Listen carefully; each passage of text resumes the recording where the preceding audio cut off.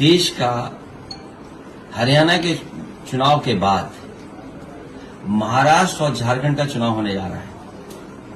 हालांकि और देश में उपचुनाव भी हो रहे हैं, लेकिन झारखंड और महाराष्ट्र देश की राजनीति के लिए महत्वपूर्ण चुनाव होने जा रहे हैं। और अभी अभी हम लोगों ने ये देखा है कि हरियाणा का हारा हुआ चुनाव भारतीय जनता पार्टी ने चुनाव जीत लिया।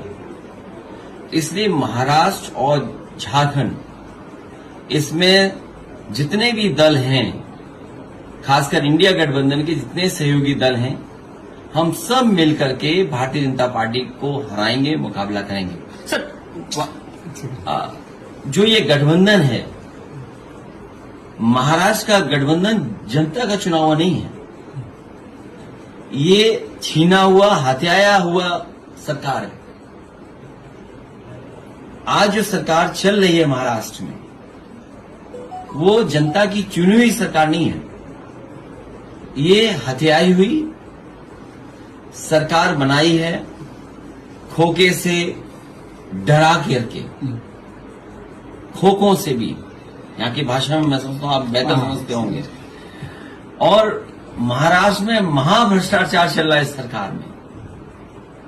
इसको बदलने के लिए जनता तैयार है। इंडिया गठबंधन के और जितने सहयोगी दल हैं, हम मिलकर के चुनाव